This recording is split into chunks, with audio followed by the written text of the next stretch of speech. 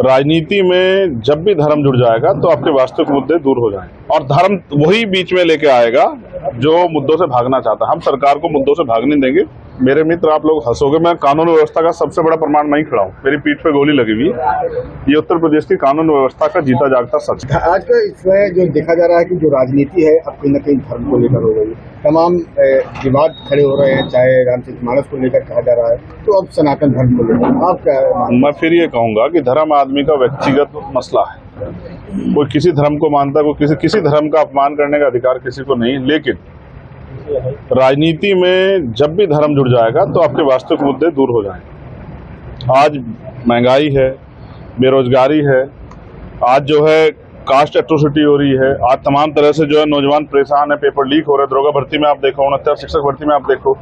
सरकार की जिम्मेदारी है किसानों के प्रति, नौजवानों के प्रति, महिलाओं के प्रति, लेकिन सरकार अपनी जिम्मेदारियों से भाग रही है और धर्म वही बीच में लेके आएगा जो मुद्दों से भागना चाहता है। हम सरकार को मुद्दों से भागने देंगे।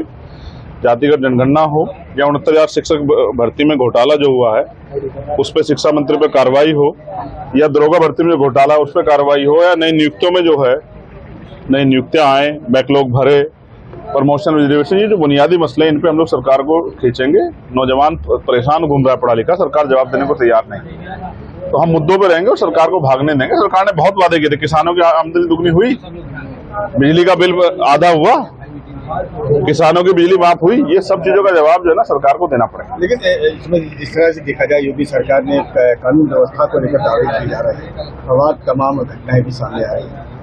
मेरे मित्र, आप लोग हंसोगे, मैं कानून व्यवस्था का सबसे बड़ा प्रमाण मैं ही खड़ा हूँ। मेरी पीठ पे गोली लगी हुई है।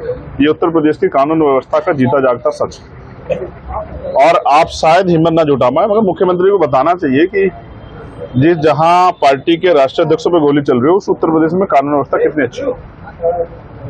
तो ये आपके सामने है। आप इस बारे में कहेंगे तो मुझे लगता है पूरी सरकार ही गिर जाएगी। छोड़िए, कानून व्यवस्था का आलम ये है कि बहन बेटी रात के अंधेरे में बाहर नहीं निकल सकती घर से। उत्तर प्रदेश का ये हाल हो गया और आम आदमी से ज्यादा सड़क पे आप चलोगे, ये नहीं पता आप सही सलामत घर पहुंच जाओ, क्योंकि पशु सड़क पे इस तरह घूम रहे हैं, कहाँ आप हादसे के शिकार हो जाओ आप बता नहीं सकते और सरकार से सवाल नहीं कर सकते। लोकसभा के लिए आप कितना तैयार?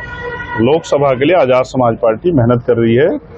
यही संविधान बचाओ यात्रा जो है लोगों में जागरूकता पैदा करेगी और वंचित तबकों को जोड़ने काम करेगी। अयोध्या को लेकर क्या दावे है? जिस तरह से योगी कहीं ना कहीं योगी सरकार का दावा है कि अयोध्या तो सजा रही है, तो कहीं ना कहीं अयोध्या पर वो अपना एक अधिकार जता। पूरा उत्तर प्रदेश ही सजना चाहिए, लेकिन उत्तर प्रदेश तब सजेगा जब उत्तर प्रदेश का नौजवान, किसान, महिलाएं, कमजोर तबका खुशहाल होगा, जब रोजगार होगा, जब जो है लोगों की आमदनी बढ़ेगी। महंगाई तो खूब बढ़ रही है, सरकार को सोचना चाहिए कि लोग खुशहाल कैसे हों। भारत और इंडिया क्या कहना चाह रहे हैं? देखिए, इंडिया दैट इज भारत, और मैं ये कहता हूँ जब ये कॉन्स्टिट्यूशन एस्टेब्लिश्ड हुआ तब से हम लोग इसको सुनते आ रहे हैं। आज सरकार इन पे जो है इन मुद्दों पे चर्चा कर रही है, लेकिन इनसे भी ज्यादा मुद्दों पे चर्चा होनी चाहिए। चाहे वो इंडिया अलायंस बनाओ जिसके बारे में सरकार बोल रही है, उस अलायंस को भी मुद्दों बात करनी चाहिए और सरकार को मुद्दों बात करनी चाहिए। सच ये है कि बहुत सारी सरकारें उत्तर प्रदेश में और देश में रही, लेकिन अभी तक बुनियादी मुद्दे यानी कि रोटी, कपड़ा, मकान की व्यवस्था भी आम आदमी के लिए नहीं हो पाई।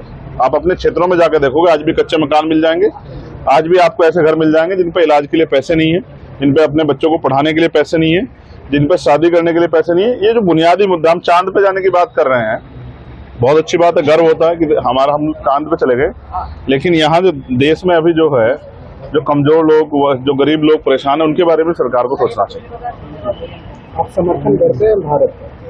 मैं जिस देश में पैदा हूँ उसका समर्थन नहीं करूँगा। इंडिया और भारत को लेकर मैं फिर ये कह रहा हूँ, ना तो मोदी जी ठेकेदार है, ना कोई और ठेकेदार है। ये देश जो है किसी एक पार्टी से नहीं है, ना ही अलायंस है। ये देश तब से था, जब से दुनिया तब से देश, और जब इसका नाम भारत है तो जब तक हमारे शरीर में जान है हम अपने देश के साथ खड़े। लोकसभा चुनाव में आप मोदी जी के विपक्ष में खड़े होना चाह रहे थे, फिर भी हम नहीं करेंगे, क्या कहना है? नहीं, हम तो अपने लोगों के लिए खड़े होना चाह रहे हैं, क्योंकि किसी की भी सरकार रही हो, हमारे लोगों को तो जो है ना वो सुविधाएं, अवसर और सबसे ज्यादा जो जरूरत है संरक्षण की, वही नहीं मिला अभी तक। आज भी एनसीआरबी का डाटा कहता है 50,000 महिलाओं का रेप हत्या होती है। कौन महिलाएं हैं? इसकी भी जांच जो है सरकार के लोग करके आंकड़े जारी करने चाहिए, किन जातियों की महिलाएं। आज भी उत्तर प्रदेश में देश का दलित, पिछड़ा, आदिवासी, अल्पसंख्यक समाज जो है जुल्म जाति अन्याय अत्याचार का शिकार हो रहा है। संविधान तो ये भी कहता है कि धार्मिक रूप से गैर बराबरी नहीं हो सकती है, लेकिन आप क्या मुसलमानों के साथ गैर बराबरी नहीं कर रहे हैं? क्या आप सिखों के साथ गैर बराबरी नहीं कर रहे हैं? क्या आप ईसाइयों के साथ, बुद्धिस्टों के साथ गैर बराबरी नहीं कर रहे हैं? आपको अपनी छोटी छोटी बात पर रोना आ जाता है। मुझे बताओ, यहाँ बुद्ध विहार या भगवान बुद्ध से जुड़े कोई कार्यक्रम होता है, बजरंग दल के लोग जाके वहां लाठी चला देते हैं, मूर्तियां गिरा देते हैं, जाके चर्च को जो है ध्वस्त कर दे रहे हैं। इस पे सरकार क्यों नहीं बोल रही? धर्म आदमी का व्यक्तिगत मसला है, धर्म को राजनीति में सरकार के लोग ला रहे हैं। और मैं फिर कह रहा हूं, हमारी राजनीति मुद्दों की है, हम धर्म पे जाएंगे।